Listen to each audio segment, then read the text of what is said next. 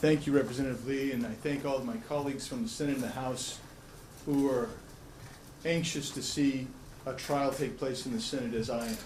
I'll never forget sitting in Judiciary Committee when Secretary Mayorkas was testifying on one occasion. We said to him, is the border operationally secure pursuant to the Secure Fence Act of 2006? And at first he said yes. Of course, then we put the statute up. And he said, well, you know, nobody can really ever attain operational control of the border under this statute. He says, so we concocted our own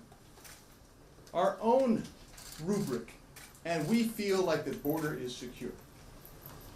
Now, mind you, at the time, we were setting record apprehension month after month. Record number of encounters, record number of known gotaways, and a similarly large number of unknown gotaways. Well, in the case of the U.S. v. Texas, the Solicitor General for the Biden administration admitted in that particular case that when an executive branch determines it's not going to enforce the laws, that the framers, quote, that the framers intended political checks in that circumstance. You know, if an administration did something that extreme and said we're just not going to enforce the law at all, then the president would be held to account by the voters, and Congress has tools at its disposal as well. That's what the Solicitor General for the Biden administration said. Justice Kavanaugh queried, what are those tools? If courts aren't going to be able to enforce those congressional mandates, what are the exact tools that Congress has to make sure that the laws are enforced in the United States?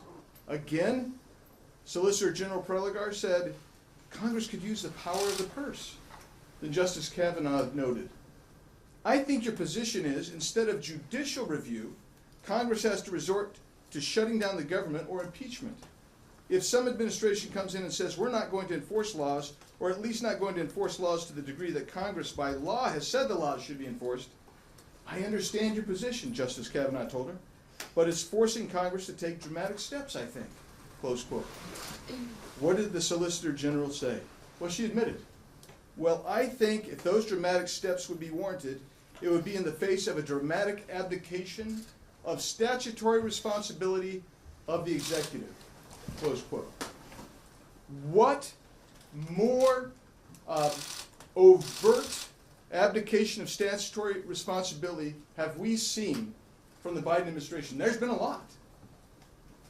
But what this particular secretary has done, he is responsible for literally hundreds of thousands of deaths of U.S. citizens.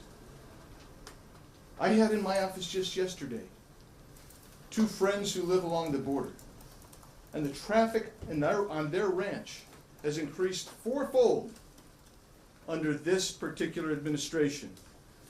Now, we could go into high crimes and misdemeanors. We could go into evidence that we have to show, but I will just tell you where the evidence leads always. It leads to the fact that this is willful, purposeful, and intentional on the part of Secretary Mayorkas. This is not some notion of incompetence.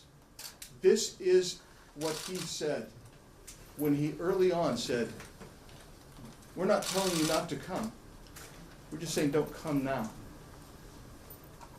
This is what he meant when he issued that September 2021 clarifying memo saying, you know what, it doesn't matter if somebody's here illegally. It doesn't even matter if they're here under criminal auspices. We're not necessarily going to do anything about them. It's going to take something far worse. And even then, not necessarily going to do anything. So, there is much to be said and much to be done. But I can tell you this.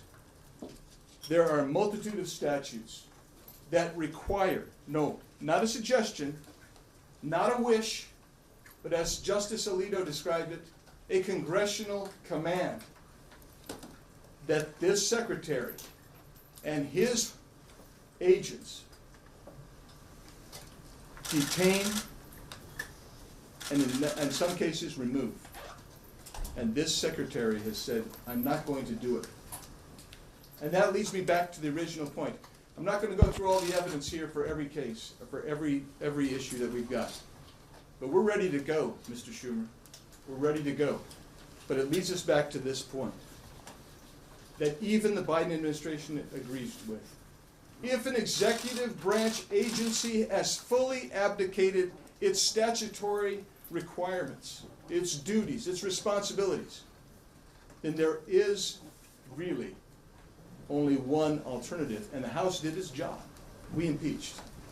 And now it's time for the Senate to do its job and let that trial take place, and let us see if Secretary Mayorkas should be removed from his office.